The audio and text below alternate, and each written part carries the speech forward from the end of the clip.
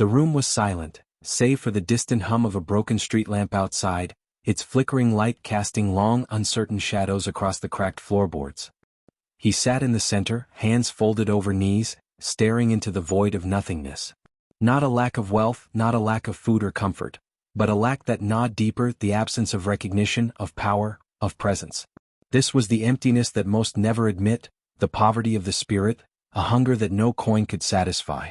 Few understand that true scarcity is not measured in possessions but in perception. When one sees oneself as lacking, every glance becomes a judgment, every silence a condemnation.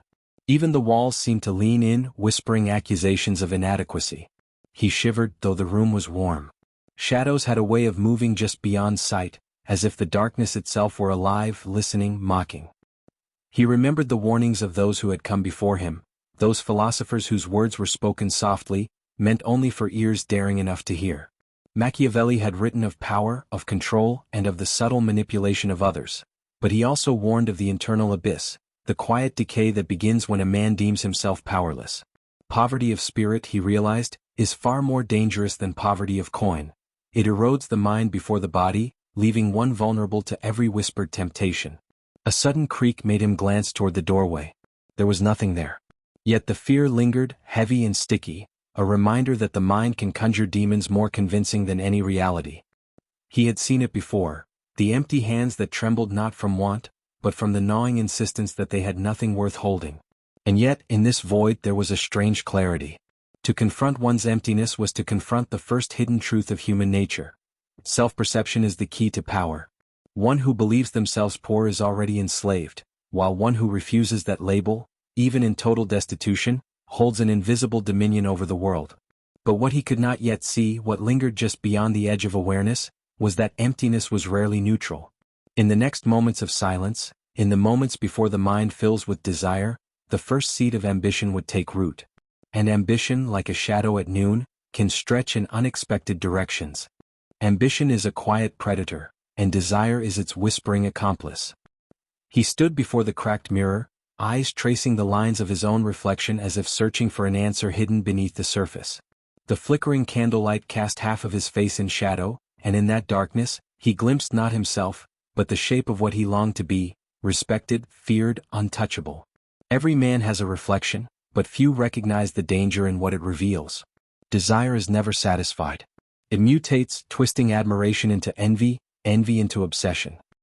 He saw his neighbor, once a friend, now adorned in the spoils he himself craved, and the warmth of camaraderie became a cold weight pressing against his chest.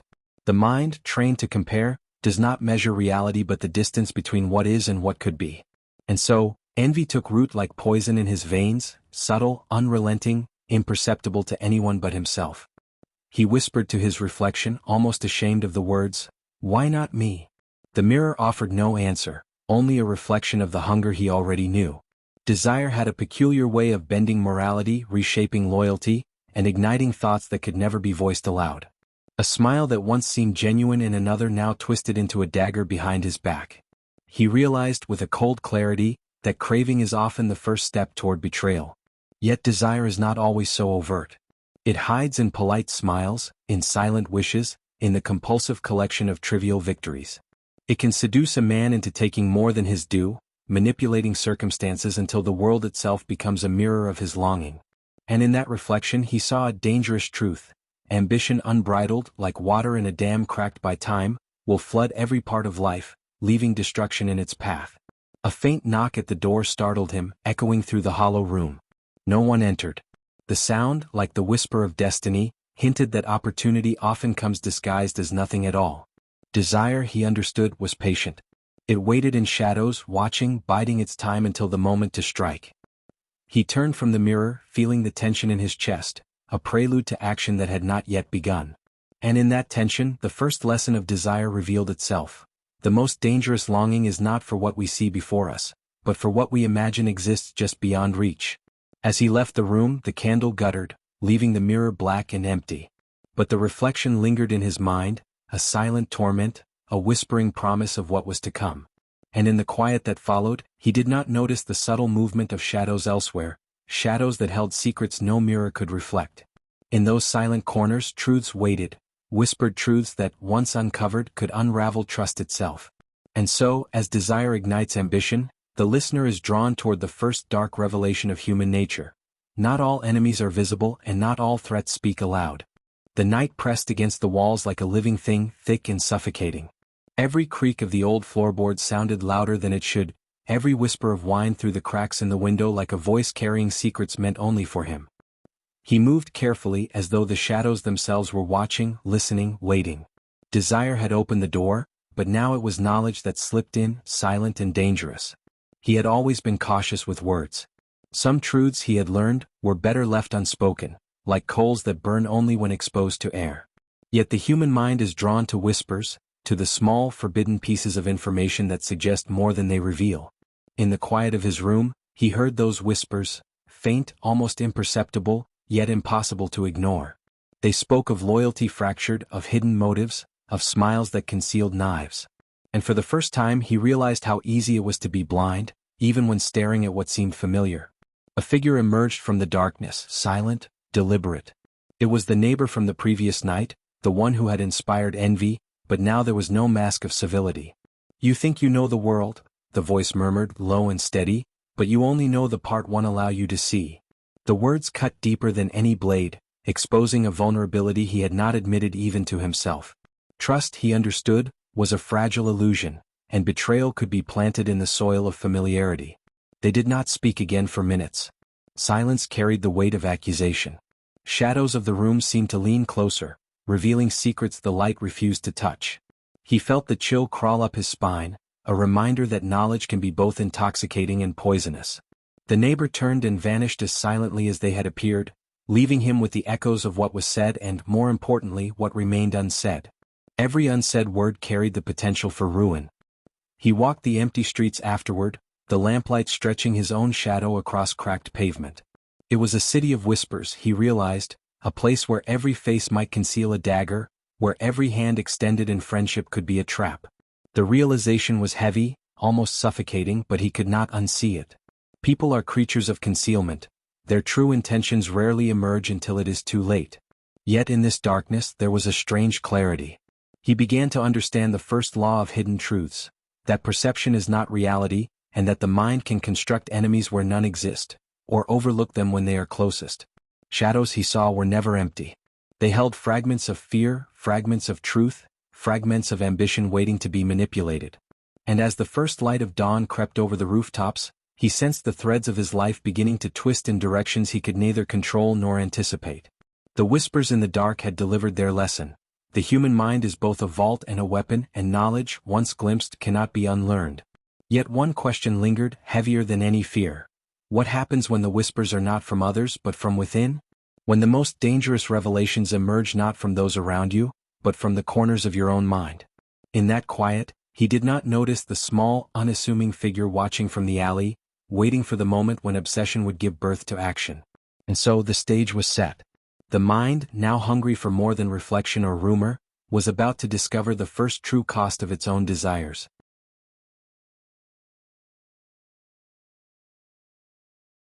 Obsession begins quietly, almost innocuously, as a thought that lingers longer than it should. At first, he believed it was merely interest, a fascination with the neighbor whose whispers had unsettled him so deeply. But fascination is the gateway, obsession is the prison. It grew in the dark corners of his mind, feeding on envy, desire, and fear, until it was no longer a choice, it was a necessity. He replayed every encounter, dissected every word, and memorized every shadow that could conceal intent. Sleep became fragmented, each dream a labyrinth of imagined scenarios where triumph and ruin were indistinguishable. Even mundane acts, a smile from a stranger, a creak of a door, were loaded with significance. The world had narrowed to the object of his fixation, and within that narrowness, his mind was sharpening like a blade, honed for revenge or recognition, or perhaps both. The obsession demanded sacrifices. He abandoned friends, trivial pleasures, and even small comforts, convinced they were distractions from what truly mattered. Meals were skipped, nights spent pacing, hands trembling as he traced patterns in the dust on his table. In his mind, every second spent elsewhere was a second stolen from his goal. And yet, the closer he drew to his desire, the more elusive it became. Obsession has this cruel irony. The harder one pursues it, the more it recedes like smoke slipping through fingers. He began to speak less, observe more. Conversations became examinations, smiles turned into signals, and every silence carried hidden meaning. People noticed a change, a distance in his eyes, a tension in his posture, but none could see the depth of the fixation that now controlled him. A single encounter, a fleeting glance, could unravel hours of restraint. The obsession was not merely with another person. It was with control, with the idea that if he understood fully, if he dominated entirely, the void of his earlier emptiness might be filled. In the dim candlelight of his room, he confronted himself in the mirror once more. The eyes staring back were not his own, they were sharper, colder, hungry. A whisper escaped his lips, "I will not be outdone." And in that moment he realized a terrifying truth. Obsession does not grant mastery over the world. Instead, it enslaves the mind, chains the soul, and makes a man blind to the consequences of his own actions. Outside, the city remained indifferent, streets empty, shadows long. Yet he sensed the subtle presence of others, the observer waiting, the confidant who might betray, the friend who would never forgive. Obsession does not exist in isolation. It pulls others into its orbit, often as unwilling participants in a game they cannot see. And in that realization he understood that the cost of obsession is never solitary. It consumes everything it touches, leaving only ruin in its wake. As he turned from the mirror, the candle flickered and cast one last shadow across the room, stretching like a finger pointing toward the next inevitable truth. Obsession, he knew, would soon reveal a darker companion: betrayal. Someone close, someone trusted, would exploit the fragile walls of his mind. The stage was set for the next revelation, a lesson about trust, deception, and the masks people wear when their intentions are most dangerous. Betrayal is never sudden. It is a slow, deliberate erosion, a shadow creeping over trust until it obscures all recognition. He had grown accustomed to the city's whispers, to the quiet pulse of his obsession, but he had not anticipated the intimacy of treachery. It was closer than he imagined, hidden behind the familiar faces of those he once trusted. A confidant, a friend, even a mirror of his own ambition. Any could conceal the dagger meant to pierce his resolve. He remembered the conversation that seemed harmless at first, laughter spilling lightly over shared memories. But behind the smiles, subtle cues had begun to surface. A lingering glance, a hesitation in speech, a faint tremor in hands that once appeared steady. Trust, he realized, is a currency more fragile than gold, more fleeting than flame. And those who hold it in their hands can weaponize it with devastating precision. The betrayal came not with words but with silence. The confidant had withheld knowledge, diverted attention, and allowed circumstances to twist against him. When he finally discovered the truth, it was not dramatic, not violent. It was ordinary, devastating in its quiet inevitability. A document misplaced, a message never sent, a subtle distortion of fact, and his carefully constructed plans began to crumble. The realization that someone close had manipulated him was more poisonous than any open attack. Cinematic shadows stretched across the room as he confronted the traitor. "Why?" he whispered, voice low but trembling. The reply was calm, almost polite. "Because you believe too easily. Because trust is an indulgence, and indulgence is weakness." Those words settled like stones in his chest, heavy, immovable. The lesson was clear. In a world driven by desire and obsession, loyalty is conditional, and even the closest ally can wield deception as a weapon. He retreated into the empty streets, footsteps echoing against the walls of abandoned buildings.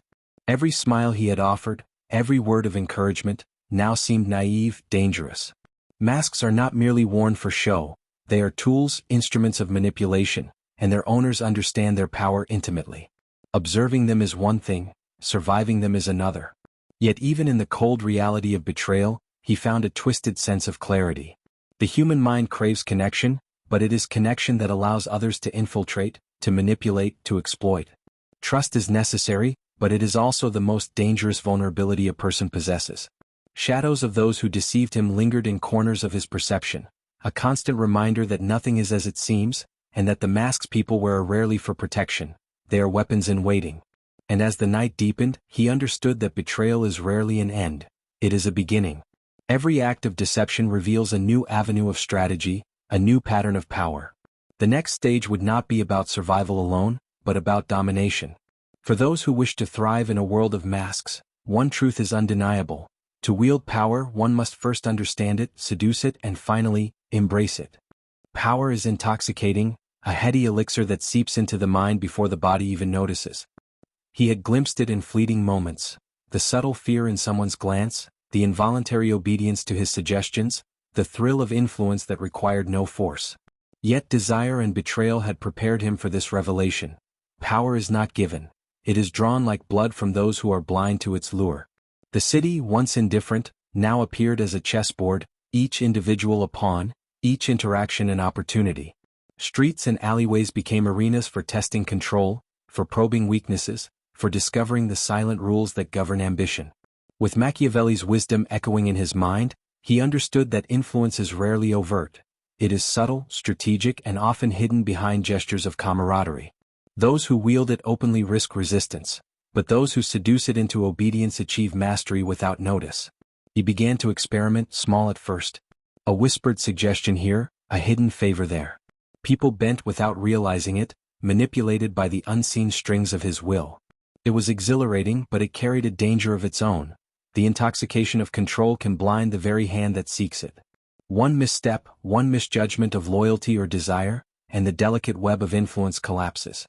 In the dead of night, he observed the subtle dance of dominance in a tavern filled with murmured conversations and sidelong glances. Shadows clung to walls like sentinels, reflecting the unspoken hierarchies of fear and respect. He realized that power is not merely the accumulation of authority, it is the understanding of others' weaknesses, the careful exploitation of need, envy, and desire. Each man carries a secret vulnerability, and to perceive it is to hold dominion.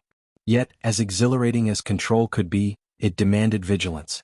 The very same whispers that had guided him toward obsession and betrayal now suggested caution. Ambition provoked envy, envy provoked conflict, and conflict can unravel the strongest strategies. A single misjudged act could summon retaliation from those who lurked unseen, waiting for a flaw in his armor. Machiavelli had been clear. Power is a double-edged blade, both a shield and a weapon, and mastery requires knowing which edge to wield at each moment. The candle in his room flickered, casting elongated shadows that stretched across his face and hands. He understood now that the pursuit of dominance is not without cost. It consumes time, trust, and sometimes morality itself. Yet the allure is irresistible. The mind, once empty and vulnerable, now thrummed with possibility, with strategy, with the promise of influence over fate itself. And as the first rays of dawn struck the windows, revealing the city bathed in a pale light, he sensed the final test approaching. Power alone cannot satisfy, it demands truth. Hidden, uncomfortable, and dangerous truths. Ones that could unravel even the most carefully constructed dominion. The shadows shifted in the corners of the room, and the next revelation waited silently, forbidden knowledge that would expose the veiled identities and concealed motives of those around him. Power, he would soon learn, is only as stable as the secrets it is built upon. Some truths are too dangerous to speak aloud.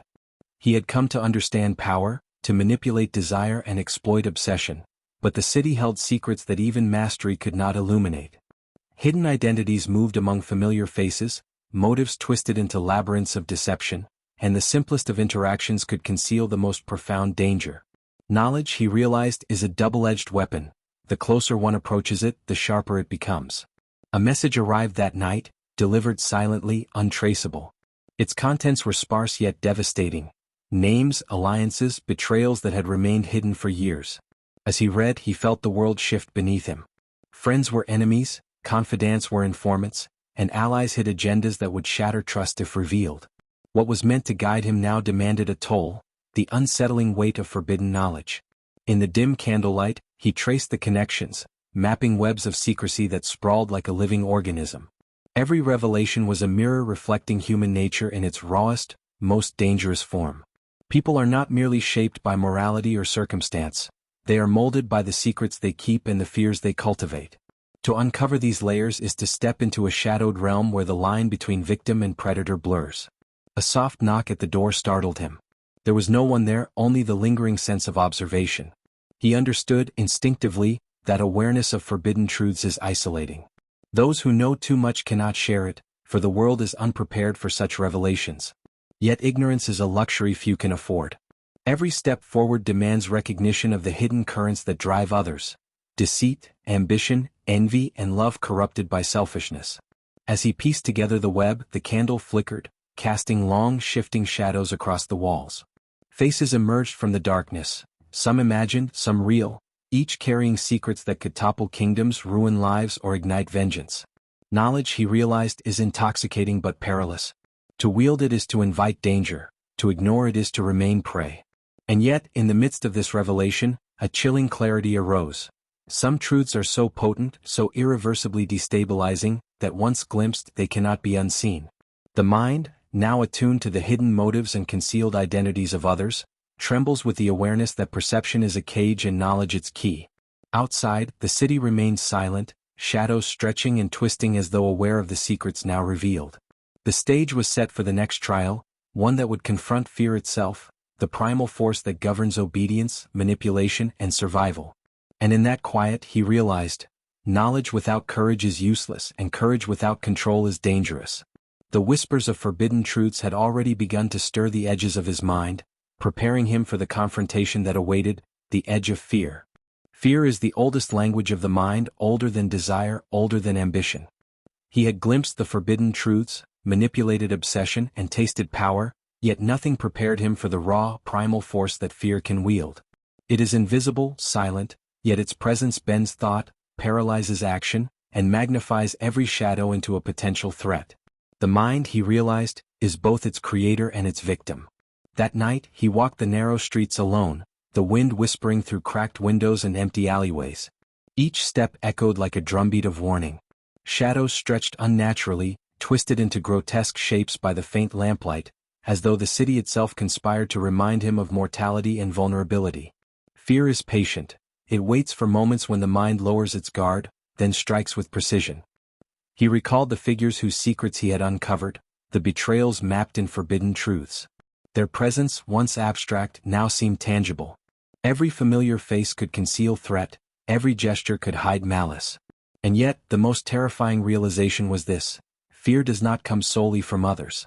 It emerges from within, born of self-doubt, anticipation, and the haunting knowledge of what one is capable of when cornered. In a silent room later that night, candlelight flickering across the walls, he felt his pulse accelerate at the faintest creak of the floorboards. A whisper of doubt, a suggestion of danger, these were the tools that fear wields most effectively. It makes the mind its own enemy, turning memories, desires, and ambitions against the self. The same shadows that once concealed secrets now became instruments of terror, amplifying every hesitation and every question of loyalty. He realized that fear shapes behavior more reliably than trust or power ever could. It governs obedience, forces compromise, and even compels confession. The human mind bends under the weight of perceived threat, even when no real danger exists.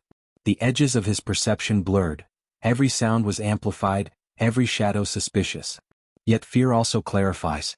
In its intensity, the mind can uncover truths hidden by complacency.